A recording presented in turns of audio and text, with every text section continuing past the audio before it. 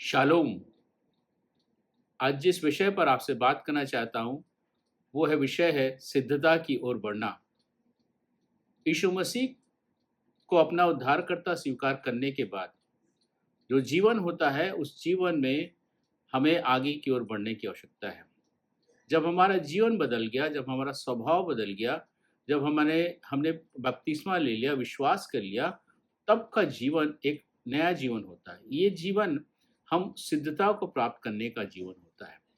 इब्रानी 6:1 और 2 में लिखा है, इसलिए आओ मसीह की शिक्षाओं की आरंभिक बातों को छोड़कर हम सिद्धता की ओर बढ़ते जाएं और मरे हुए कामों में से मन फिराने और परमेश्वर विश्वास करने और बपतिस्मे और हाथ रखने और मरे हुओं के जी उठने और अंतिम न्याय शिक्षा रूपी नेव फिर न डालें।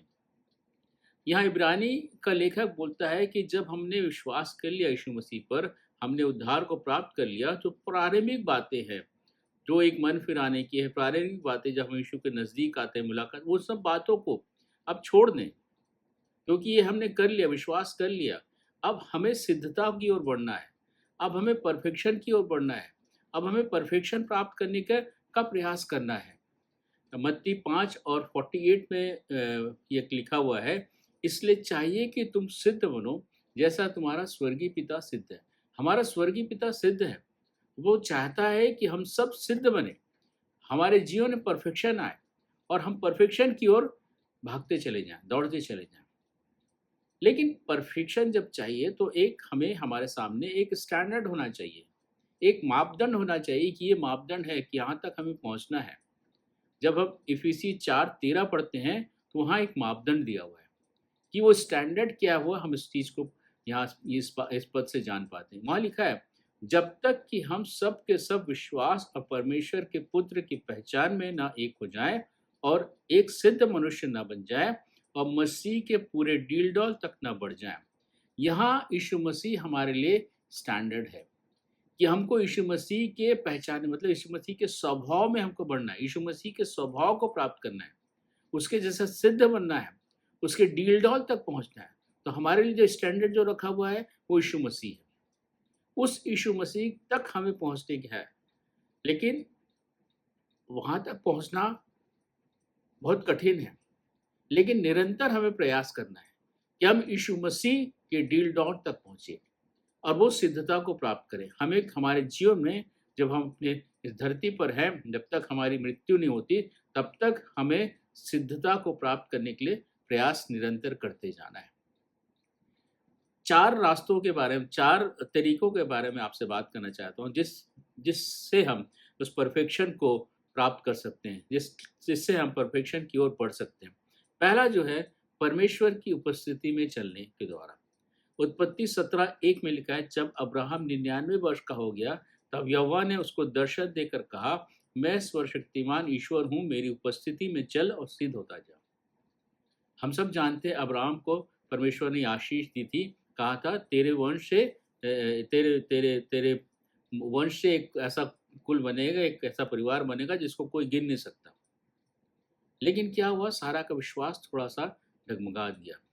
16 अध्याय में इसका वर्णन मिलता है। सारा ने अपनी जो उसकी दासी थी उसको हजरा को अब्राहम के पास लेके जाती है। अब्राहम उससे शादी करता है, इस्माइल पैदा होता है। इसके बाद 17 पद में परमेश्वर कहता है, मैं सर्वशक्तिमान ईश्वर हूँ, मेरी उपस्थिति में चल और सिद्ध होता जा।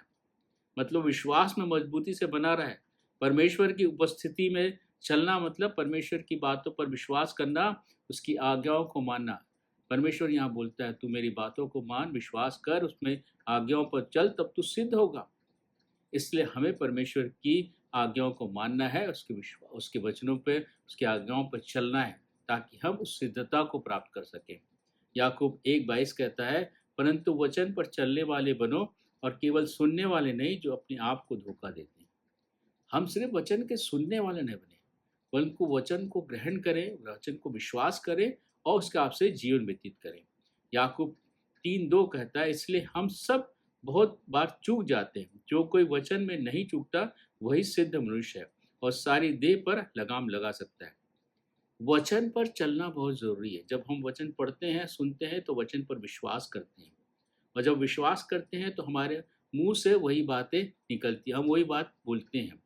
और जब जो विश्वास करते हैं उसी बात को बोलते हैं, और जब हम वही काम करेंगे तभी हम हमारे जीवन में खराई आएगी, तभी हम सिद्धता को प्राप्त कर सकेंगे।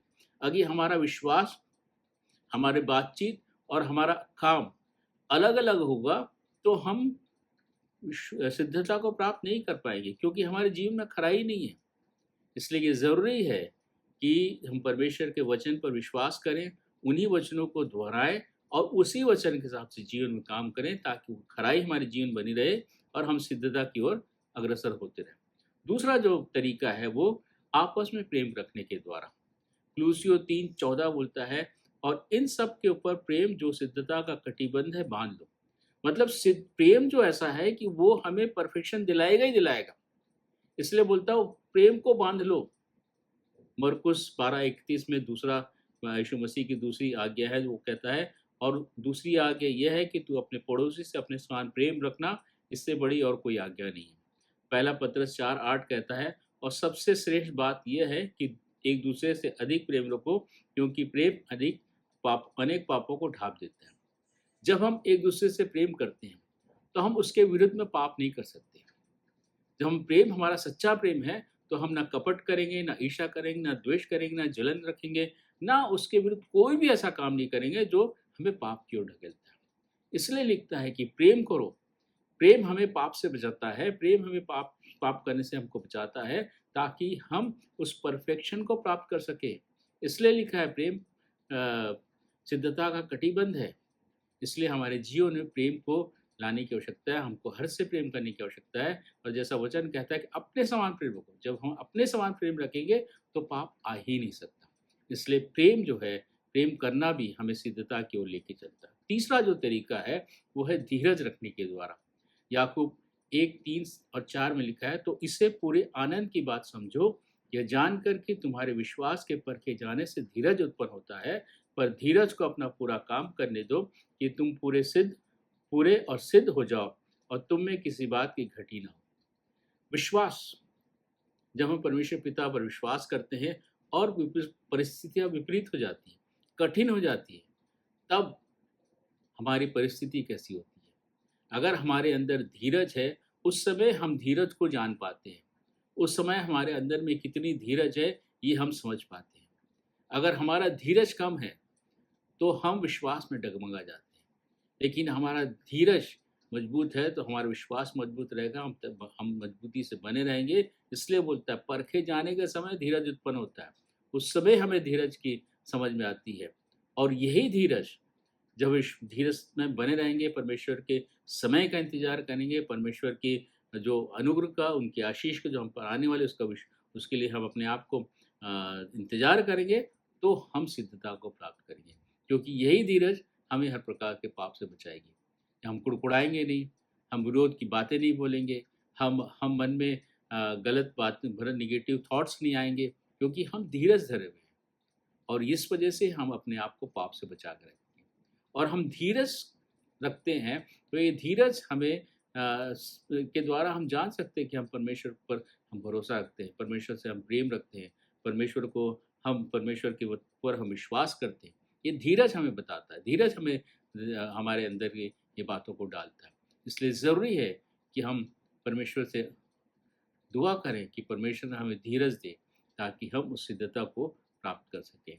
चौथी और अंतिम बात जो ये है कि प्राथमिकता बदलने के द्वारा हम सिद्धता को प्राप्त कर सकें।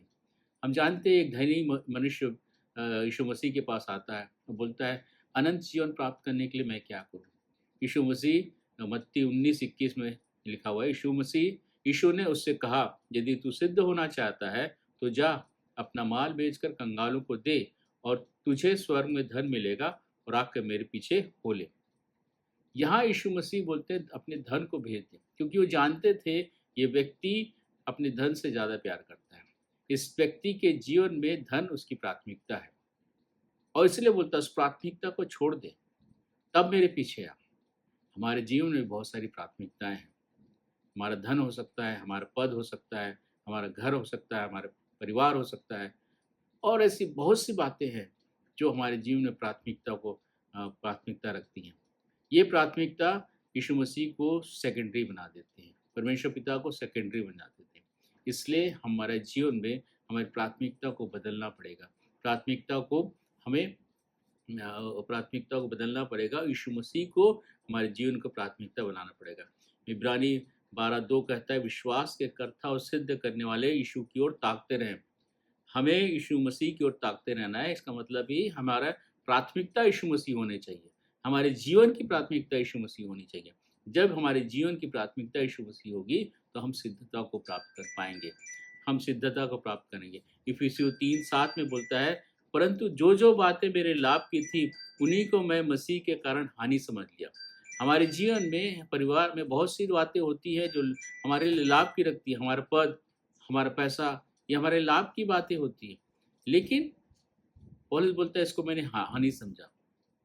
ये हानि समझने की बात है, क्योंकि हमें हमारे जीवन में परमेश्वर को, यीशु मसीह को प्राथमिकता देना। जब हम यीशु मसीह को प्राथमिकता देंगे तब हम उस सिद्धता को प्राप्त कर सकेंगे। इसलिए हमें परमेश्वर के वचन पर चलना है। हमारा विश्वास, हमारा वचन, हमारा काम में समानता होनी चाहिए। हमें आपस में प्रेम करने की आवश्यकता है, हमें धीरज रखने की आवश्यकता है, हमें अपनी प्राथमिकता को बदलने की आवश्यकता है, ताकि हम सिद्धता को प्राप्त कर सकें। परमेश्वर इन वचनों के द्वारा हम सबों को बतायत की आशीष दे।